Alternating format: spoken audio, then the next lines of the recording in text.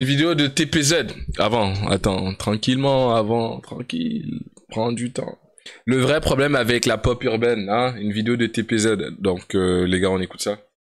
C'est vraiment ce que je veux dire. Passons directement au truc, même pas besoin d'introduction. YouTube, tu connais déjà.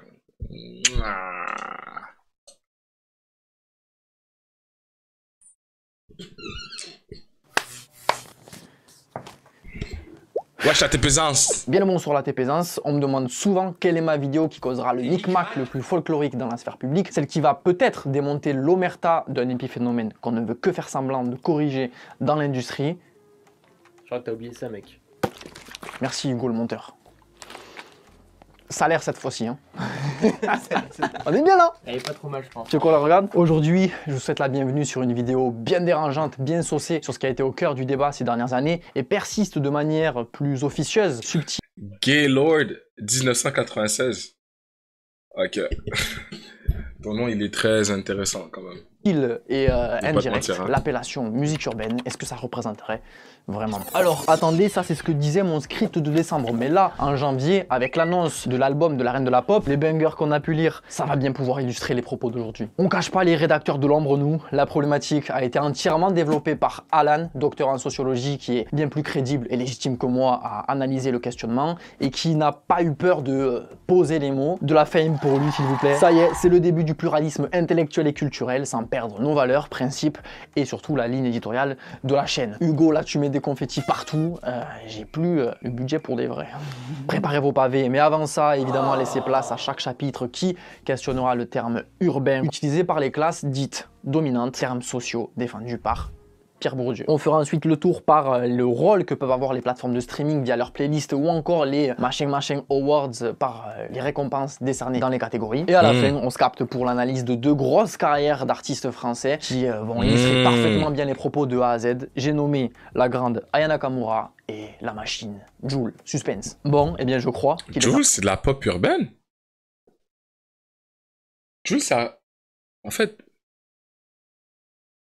Techniquement, est-ce que Jul, ça reste du rap en 2023? C'est vrai que c'est... temps de relancer le magnéto.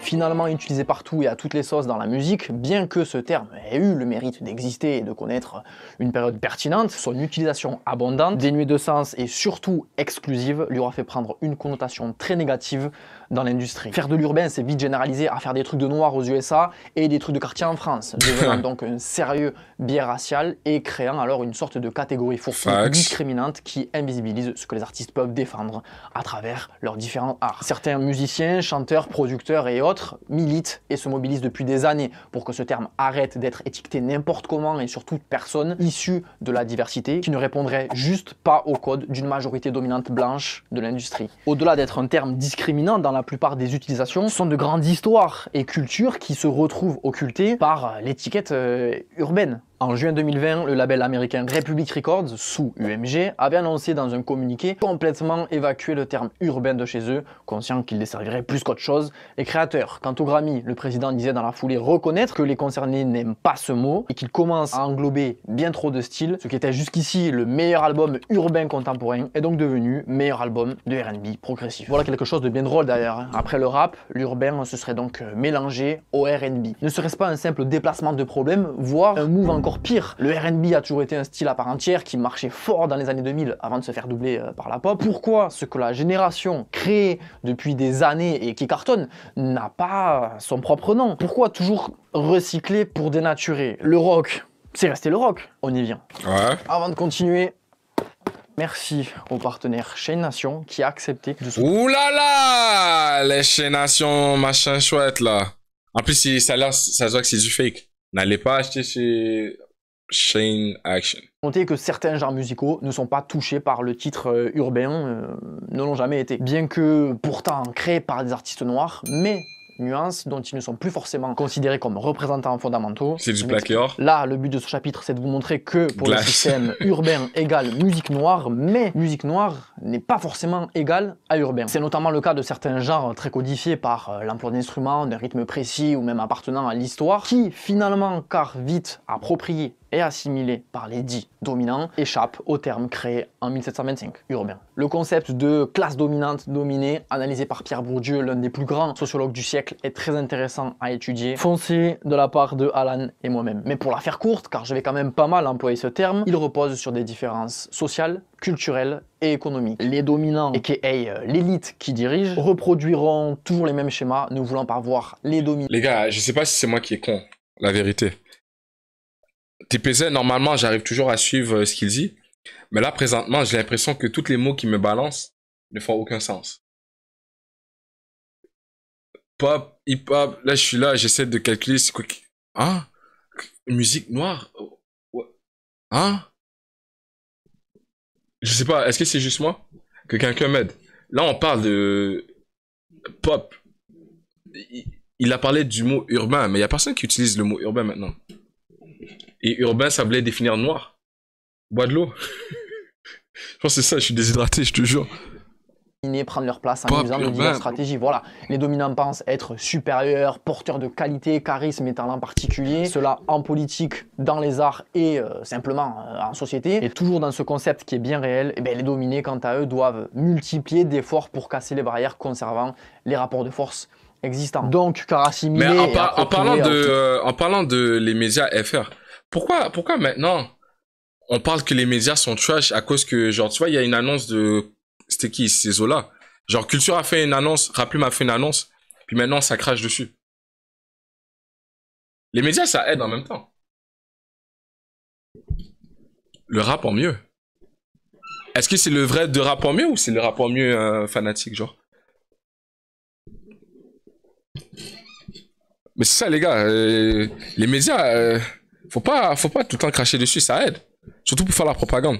C'est pour ça que je veux créer mon propre média. Pour avoir ma propre propagande, tu vois ce que je veux dire? Non, c'est moi, frérot. Let's go! On a le rap en mieux ici, let's go! Non, ça c'est beau à voir, ça. Esprit de solidarité, tu vois ce que je veux dire? On est des followers. Des grands écouteurs de ce rap de merde. La télé.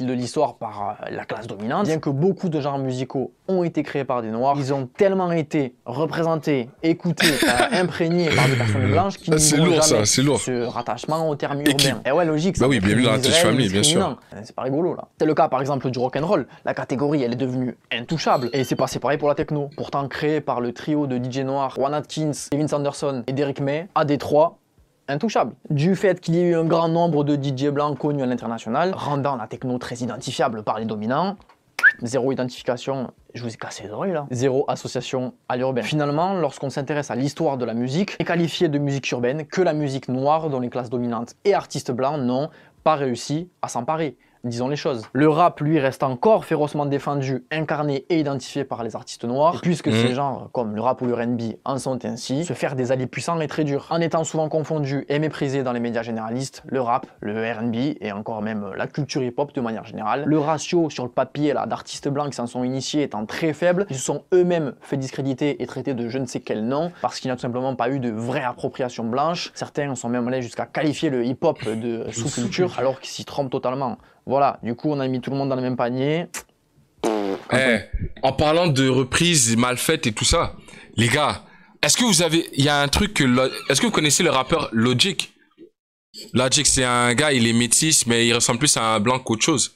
Il a fait une reprise de Ice Cube, Today Was a Good Day, sa mère. L'imbécile, il nous a fait un cover où est-ce qu'il chante...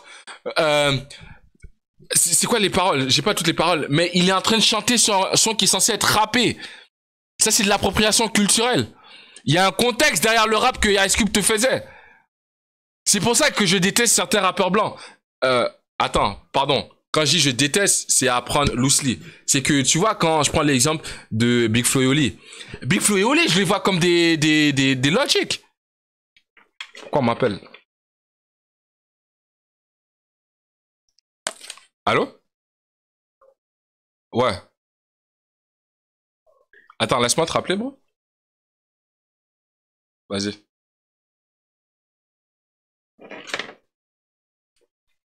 J'ai ressenti la même sensation que j'ai entendu Black M faire une reprise de Dans ma rue de de Doc Gynéco. Ça fait pas de sens, man. Faut comprendre. Ils ont compris que, tu vois, la musique populaire qu'on catégorise de pop, dans le fond, c'est le hip-hop. Pourquoi définir, genre, quand c'est blanc, on l'appelle le pop. Mais quand c'est hip-hop, on met sous catégorie, on va dire. Mais on est là, le genre le plus populaire dans le monde. Ça fait pas de sens. C'est nous on est censé appeler ça le hip-hop, même. On y pense, c'est dingue. Anecdote personnelle, j'ai grandi dans une zone rurale où clairement on était 3 au collège à écouter du rap et 10 au lycée. Attention, on s'en rappelle, ça nous jugeait fort. Et c'est tout con, mais quand il y a eu l'avènement de Big Flo et Oli, Orelsan, Val, de Lorenzo, la percée de Nekfeu, là de suite, oh frérot, c'était l'explosion des fans de rap. Mais attention, hein, surtout. Attends, c'est qui l'a nommé? Val, je valide quand même. Mais quand il y a eu l'avènement Val, je peux pas cracher. Big Flo et Oli, Orelsan, Val. Orelsan aussi. Val, Orelsan, ça par contre, j'avoue que c'est du lourd. Je peux pas câble. De Lorenzo, la percée de Lorenzo, Nekfeu, jamais écouté. là, de suite, et Nekfeu, Nekfeu, ça va. Nekfeu, c'est très lourd aussi. Frérot, c'était l'explosion des fans de rap. Mais attention, hein, surtout pas du rap de voyous. Bon, disons pour leur défense qu'à cet âge-là, tes idées sont généralement matrixées par celles de tes darons. Allez, on passe un petit coup de balai. Et puisqu'on parle d'explosion, avec l'avènement des réseaux sociaux et l'arrivée du streaming, ça va pas s'arrêter là pour le rap et il va finir par se hisser dans les années 2017-2018 jusque devant la pop et la variété. Je reste en France. Ce qui est rigolo, c'est que finalement, c'est dans ce nouvel écosystème créé par les classes dominantes bien capitalistes que le hip-hop va faire sa percée, sans pour autant que le lead, le contrôle soit transféré aux classes dominantes. Nouveau problème, c'est que désormais va s'ajouter à cela un conflit générationnel technologique qui n'arrange rien à la rage des dominants. La musique c'était mieux avant vont publier entre 2-3 chroniques voilà, de radio et télé très conservatrices qui sont clairement là pour rabaisser le peura. Et si la scène mainstream fut difficile à atteindre pour les artistes de rap avant 2015, là c'est plus le cas. C'est même cette dernière qui va les réclamer. Les règles archaïques imposées par les grands dirigeants des médias majoritairement blancs, qui faisaient la pluie et le beau temps sur tout ce qui méritait d'exposition, sont abattus. Néanmoins, ne nous méprenons pas, ce sont les mêmes personnes qui sont à la tête des majors. De ce fait, certes, la revanche est prise sur la télé via les réseaux sociaux, mais les artistes signés restent quand même financièrement soumis à des directives qui viennent d'en haut, et pour d'autres, c'est carrément lissage de paroles correspondant à l'image du grand public pour une assimilation facile et un max de quicheta. Moi, je vous ai dit, par rapport aux avis rap ou à la musique populaire, je pense qu'il faut mettre un âge limite. Entre tel âge et tel âge, tu peux donner ton opinion, mais dès que tu dépasses ça, c'est soit t'es trop jeune ou soit t'es trop vieux, t'es périmé.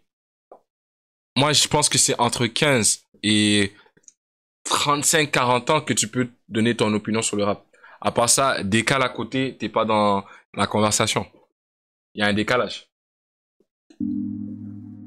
À l'international, l'ère du rap et d'internet ont permis à des artistes au profil versatile d'émerger dans la musique avec un grand M. Les uns n'ayant parfois plus grand chose à voir musicalement avec les autres, mais faisant qu'on les catégorise quand même ensemble. Et je crois que c'est en 2020 que Billie Eilish est revenue sur les Grammy Awards en disant ceci. Il faut pas juger un artiste sur son apparence ou sur sa manière de s'habiller. Si j'étais pas blanche, je serais probablement cataloguée dans le rap. Parce qu'ils jugent seulement l'apparence et ils parlent seulement de ce qu'ils connaissent. Si vous vous demandez à quoi ça fait référence, eh bien c'est à la victoire de la chanteuse Lizzo dans la catégorie meilleur album de musique urbaine alors qu'il était résolument pop. Son album en 2021 maintenant, eh bien The Weeknd va remporter le meilleur son R&B alors que pareil, son morceau full pop. On continue dans la lignée, toujours en 2021 avec le Billboard qui classera l'album de Doja Cat construit et marketé de manière pop dans la case meilleur album R&B. Mini conclusion. La mode d'aujourd'hui, c'est un truc, des fois, j'arrive pas à comprendre. C'est quoi qu'elle a comme habit? Est-ce que ces nichons sont cachés par des...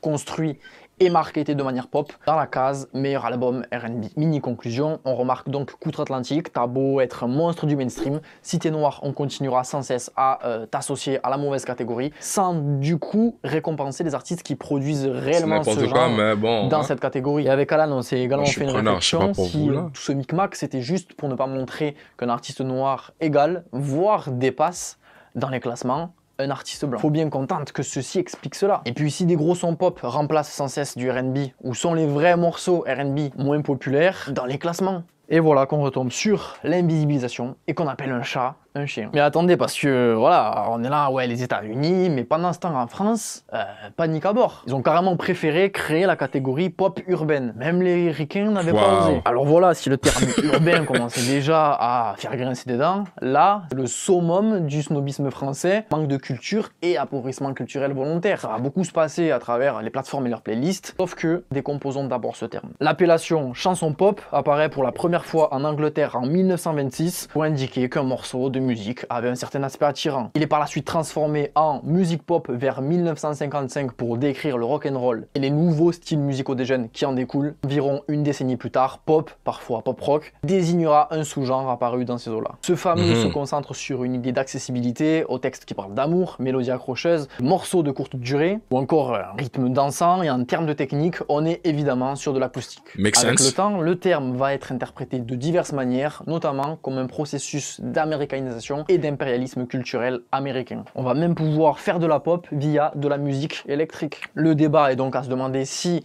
c'est un style à part entière avec un héritage et des influences bien précises, ou si c'est une sorte de boîte dans laquelle voilà, on rentre n'importe quel genre du moment qui est accessible et accrocheur. Ouais, mais à ce compte-là, le titre Dior de Pop Smoke, c'est un morceau pop, plus précisément pop drill, sans l'urbain évidemment. Oh, de sauce. Revenons-en aux plateformes. Ces dernières années, les propositions créatives artistiques ont quand même pas mal évolué et l'industrie essaye de courir à la même vitesse. Le truc, c'est qu'elle n'est pas non plus dans l'optique de se faire trop chier. Donc tout ce qui va émerger d'un mois à l'autre, qui va venir sonner différemment un petit peu des morceaux habituels, ça va venir référencer tout cela sur une playlist officielle nommée pop urbaine. Et là, nos chouchous dominants sont dû se dire, mais qu'est-ce que c'est que ce bordel? Ça sonne rap, vite fait, ça fait bouger, mais ça n'a pas non plus les codes, quoique peut-être un peu. Les éditos en PLS. Surtout avec l'arrivée, mesdames, messieurs, de deux ovnis, de deux mouvances incomprises, Jul et Aya Nakamura. Si on considère correctement le schéma... Incompris? Pourquoi Aya Nakamura incompris?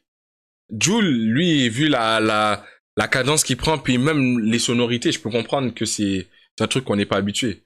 Mais Aya Nakamura, c'est une meuf, elle fait de la musique à eux.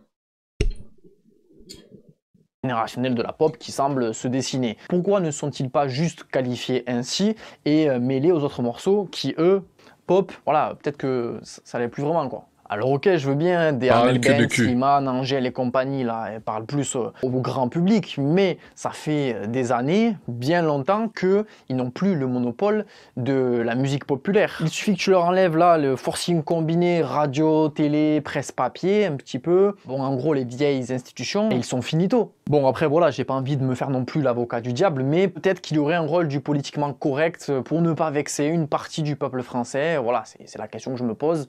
Vous me direz ce que vous en pensez. Est-ce que justement des Clara Luciani, Louane, Slimane ne se retrouvent pas dans Best Life mais dans Fresh Pop pour ne pas être mélangés avec les autres qui sont un peu plus grossiers? Ouais, mais bon, d'ailleurs j'aimerais apporter une précision sur cette fameuse playlist Spotify équivalente ailleurs sur les autres plateformes. Best Life, à l'ancienne, il y a genre 2 ans maximum, elle était nommée encore pop urbaine. Ça y est, ils nous ont sorti un terme à l'anglaise, ils se sont dit ils vont être contents, le titre change. Ouais, mais le problème c'est que du paraître. Si tu regardes la description, qui est clairement le sous-titre, t'as encore le terme pop urbain qui est affiché. Et que ce soit 2019, 2020 ou encore 2023 aujourd'hui, ça va pas bouger. Pendant que les autres, c'est là. Rendu là, la description, on dit que c'est la musique que les immigrants noirs et arabes, ils aiment bien, là. Comme ça, c'est plus facile. Comme ça, au moins, on peut direct catégoriser le truc. À nous mettre afro-pop, pop urbaine. Dis c'est la musique des noirs des cités et de la racaille. C'est plus simple. Ce qu'on aime bien. Ceux qui les fait danser, là. Ceux qui font leur TikTok et leur danse, leur challenge bizarre. Vas-y, direct. Au moins, si c'est pour nous insulter, faites-le proprement. Quand c'est sous-entendu, j'aime pas. C'est mieux que tu me craches. Je vous ai dit, je préfère un raciste qui s'assume qu'un raciste qui fait semblant. La fresh pop.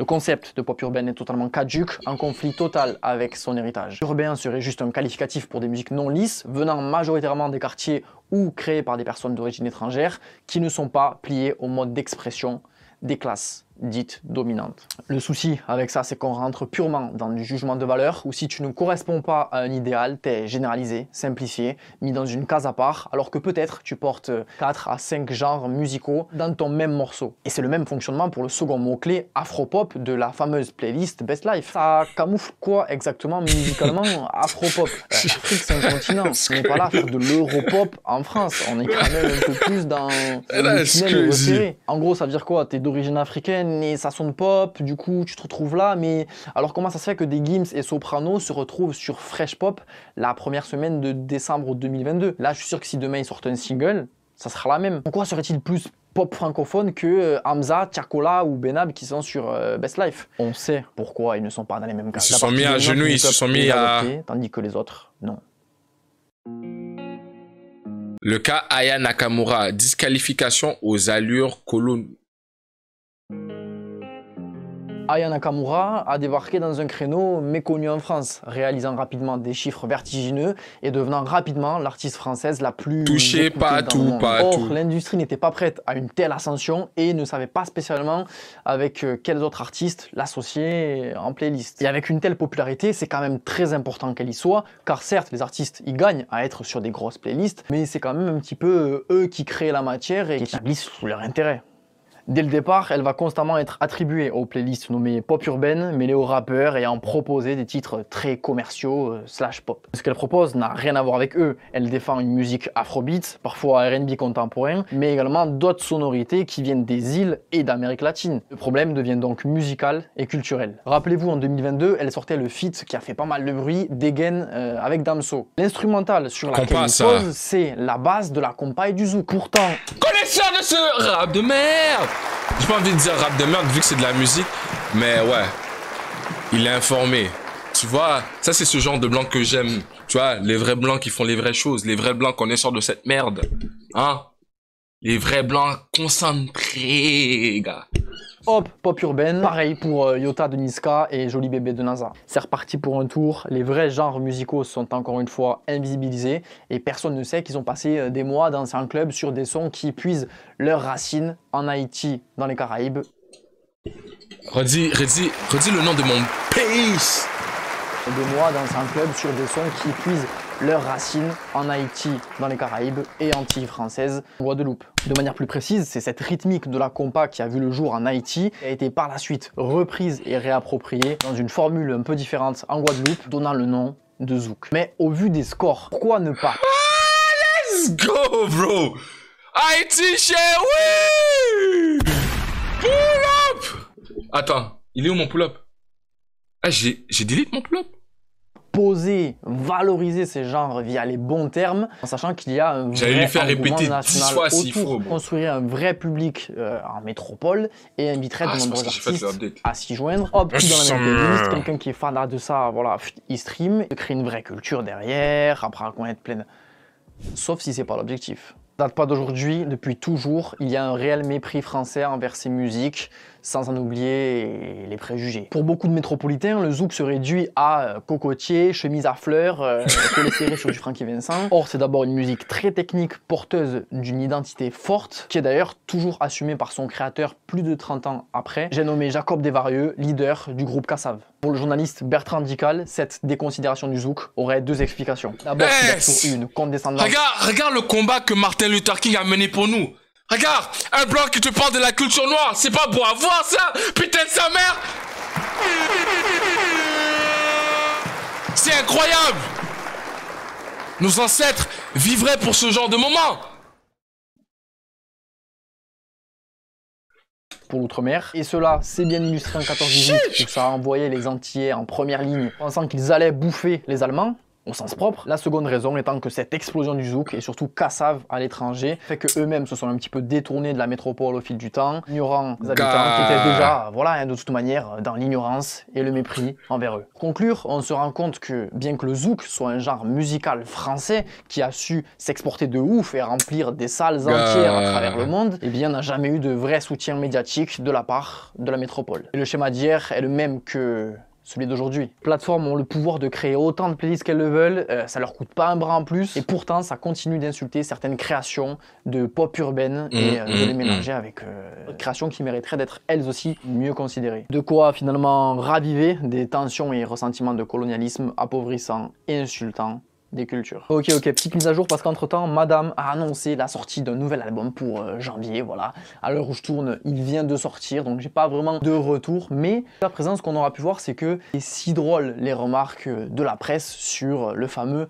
retour du zouk pour Aya Nakamura. Bon voilà, hein, comme si c'était pas ce qu'elle avait toujours fait, simplement qu'avant fallait pas le dire et bien la noyer dans la pop urbaine. Saluons quand même l'effort de certaines rédactions qui sont allées jusqu'à la nommer reine de la pop française. Dieu merci, le public est de moins en moins dupe, donc les termes vont pouvoir être de plus en plus soutenus, donc dits, et non l'inverse. N'oubliez pas la démagogie. En tout cas, quand on lit les commentaires du post Instagram de Le Monde, qui le 20 janvier, on ressent bien que son succès crée quand même un petit peu du mal-être identitaire chez certains. Ils sont là à citer des artistes qui, si on suit la logique de la vidéo, qui se veut également historique, ne sont même plus pop, mais ont basculé dans la variété française. Ah mais j'ai compris, elle ne s'est pas travestie à l'assimilation excessive, c'est pour ça. Elle n'a pas fait de reprise de Goldman avec Matt Pokora, elle. Alors, bon, j'ai quand même eu le temps d'écouter l'album et gros big up au morceau Bélec, j'ai kiffé. Du chata emprunté à la Martinique, voilà encore un style de musique. Je vois trop TPZ. Yo, je le vois lui. Lui, il va dans les soirées antillaises, lui. Il essaie de soulever des antillaises. C'est... Ouh. Lui, son rein, c'est avec de l'huile, tu vois. Lui, il te fait des mouvements où est-ce que carrément, il se place comme ça. La meuf vient se placer ici comme ça et il est là. Tes pésances.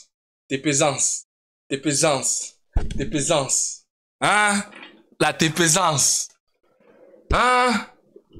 Non, ça se voit dans ses yeux, même s'il a les lunettes. Putain, ça sonne frais là, c'est prochain chapitre. Sa meuf doit être noire ou quelque chose. Il a une attirance pour les Antilles.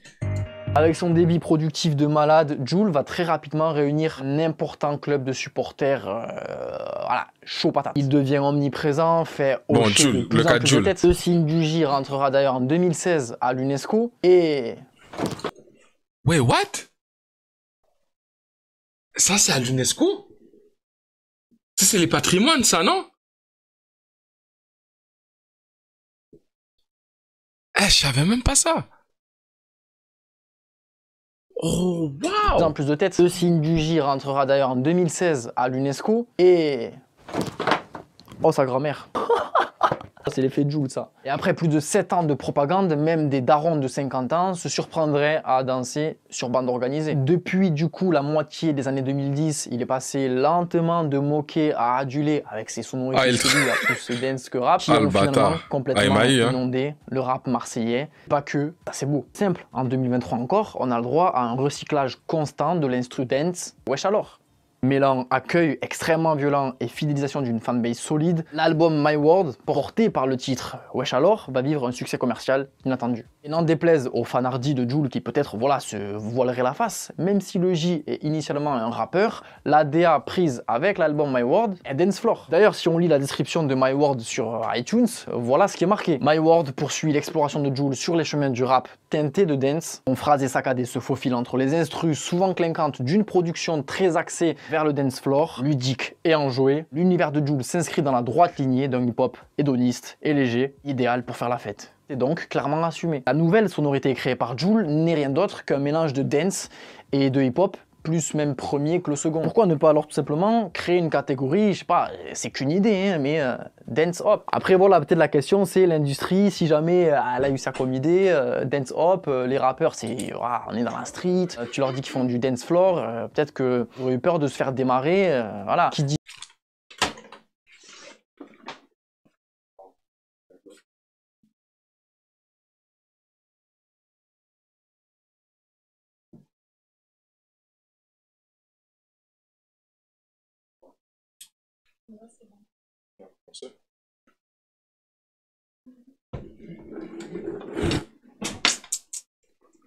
la meilleure. Je vous dis les gars, je vous dis, c'est réel. Regardez, regardez ça, man.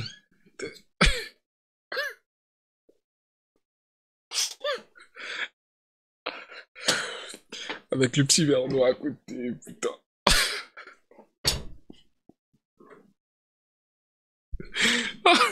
C'est les émotions. C'est les émotions. Dit dominant ne dit pas spécialement absence de peur. Encore une fois, la place de Jul et ses confrères dans pop urbaine est impertinente, et encore plus quand elle est mêlée, ne serait-ce que comme on l'a vu tout à l'heure, avec des musiques d'Aya Nakamura. Ok, tous deux font des têtes, mais on parle quand même de choses ça, c'est sûr. Le plat, je vais pas le manger live. Je vais attendre... Après cette vidéo, je vais devoir partir pour aller manger, là, quand même. J'allais écouter Hunter x Hunter, puis... Demon Slayer. Au moins un épisode, parce que la vérité, je veux l'écouter live. Je pu donner, en tout cas à Jul, tout comme Aya, au final, le trophée d'initiatrice à un nouveau genre musical, apportant de manière approuvée, officielle, institutionnelle, leur pierre à l'édifice dans la culture musicale. Regarde avec nous. Je peux pas, je vais me prendre un ban direct. La vérité, c'est que le genre pop urbaine n'existe pas. Ne veut rien dire. Vraisemblablement, ceux qui l'utilisent de manière institutionnelle ne savent pas juste Vous pensez que je me prends un ban ou pas? Culturel dont font preuve nos artistes d'aujourd'hui. Voilà, je précise de manière institutionnelle car je vais pas non plus faire culpabiliser des auditeurs lambda comme moi ont probablement dû lâcher 2 ou 3 fois l'appellation dans leur vie, puisque toute l'industrie nous disait d'appeler ça comme ça. Tout le monde stream des animes. Ce que l'on pourrait émettre, c'est que la France tente de contenir dans une seule nouvelle case toute une génération qui rend mainstream des genres musicaux venus d'ailleurs, jusqu'ici peu vendeurs. Reggaeton, Afrobeat, Zouk, Compa, Dance, R&B, Chata récemment. Hop, ça finit en pop urbaine ou je ne sais quel remplacement, Best Life et compagnie. Au lieu de trouver de vrais qualificatifs gratifiants pour ces jeunes artistes. Et en parallèle, rappelons qu'aux US, ils ont préféré choisir l'option recyclage constant. Finalement, c'est des générations entières qui fondent leur écoute sur un vide culturel amorcé et défendu par les intérêts des classes dominantes, toujours d'après Pierre Bourdieu, qui ne veulent pas avoir brillé. Parce que n'ont jamais voulu les voir en fait. Tiens, et si justement trop d'étiquettes ne tuerait pas l'étiquette? Non, c'est juste une histoire de savoir doser. Ah, et petite piqûre de rappel, évidemment, le code de moins 30% sur Chaîne Nation est disponible en bio. Merci à eux pour la force et le drip. Je vous dis à la prochaine sur la TPZance. Belle vidéo TPZ, belle vidéo. On aime bien ce genre de vidéo. Fort, fort, fort.